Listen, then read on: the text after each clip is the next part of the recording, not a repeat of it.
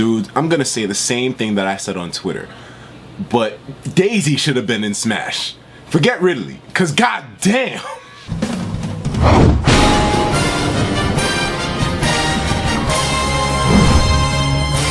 What's going on, guys? ETIKA from the ETIKA World Network here, and I know a lot of us are still reeling about the whole Ridley thing that Sakurai explained yesterday, but there's some new information out as well too, and I'm guessing that this info also comes from the same email that Sakurai responded to.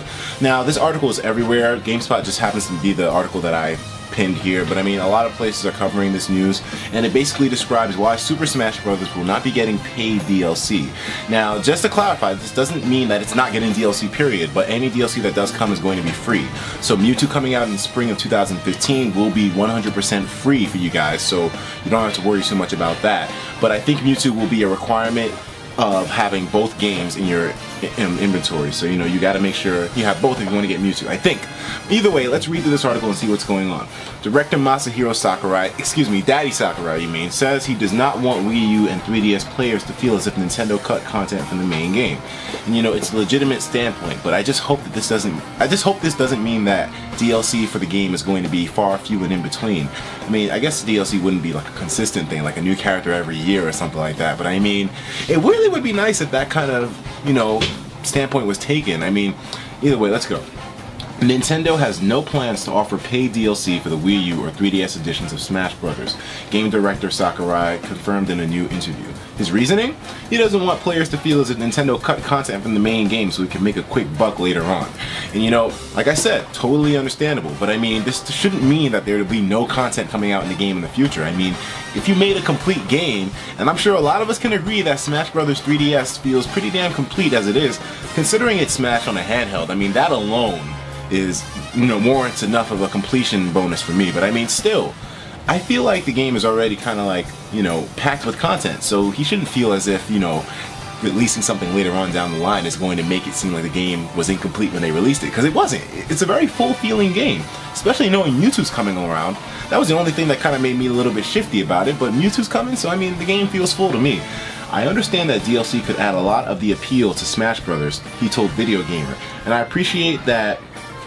Hold on, just zoomed in here. And I appreciate that a major part of the excitement for these games could come from which characters appear in the roster. So I think fans could really enjoy DLC that could keep this excitement coming. And you know, here's another great part about this that I like a lot. Sakurai admitted right here, as you can see, and I appreciate that a major part of the excitement for these games comes from which characters could appear in the roster.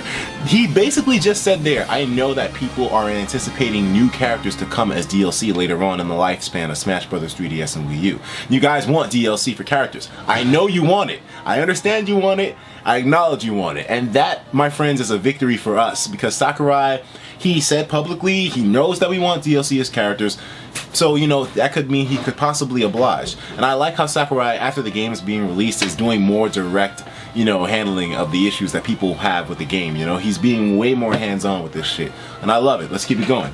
However, and there's always a however, I think that there may be criticism that we're cutting up the content to sell characters one by one, or that we're adding things later that should have been there from the start.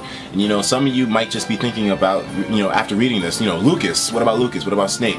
Or the other cut characters, you know, even though I liked Squirtle and Ivysaur a lot, but you know, hey, I'm not really going to hold that against him. But I mean, in terms of Lucas, I mean, that could potentially be a character as well too.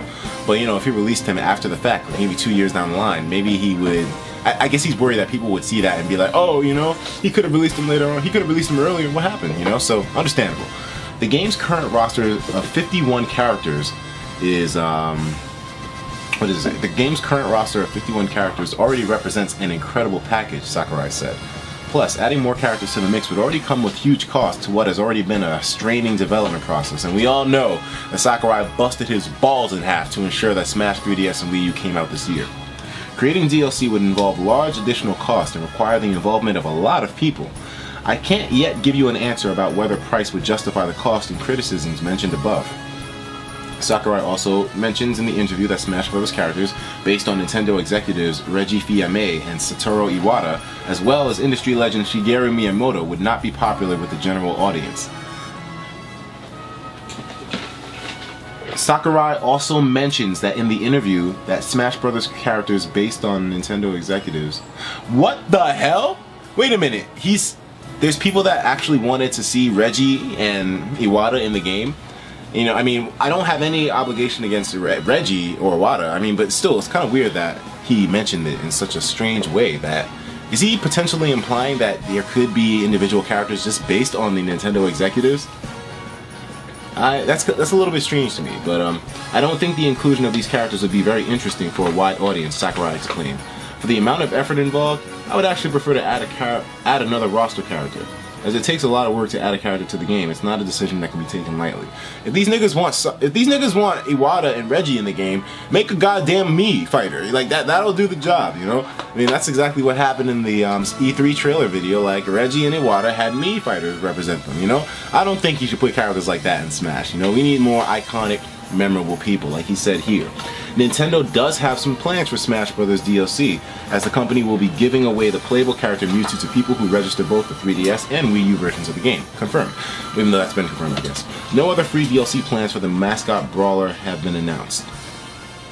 Okay, so this basically means that things are still in the air. Even though we got a direct answer from him about DLC and the future, and him acknowledging that characters are wanted, we still didn't get any confirmation of if more of them will be coming after Mewtwo, but most likely there will be. He's not just going to let this game stay stale for the next 3, 4, 5 years. I highly doubt that. So Sakurai, he knows what he's doing.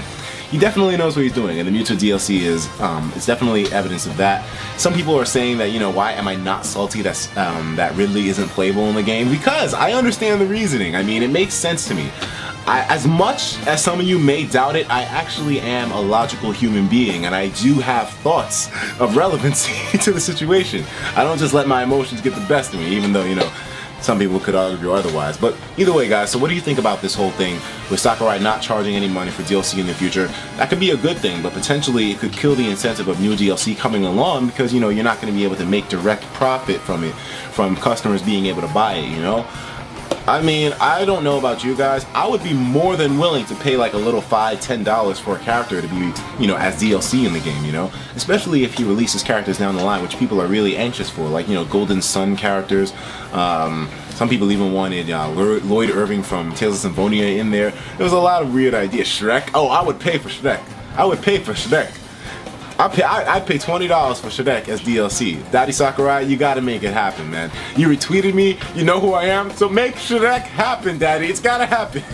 I'll pay 20. I'll pay 20 for that nigga. Anyways, I'll talk to you guys in the next video.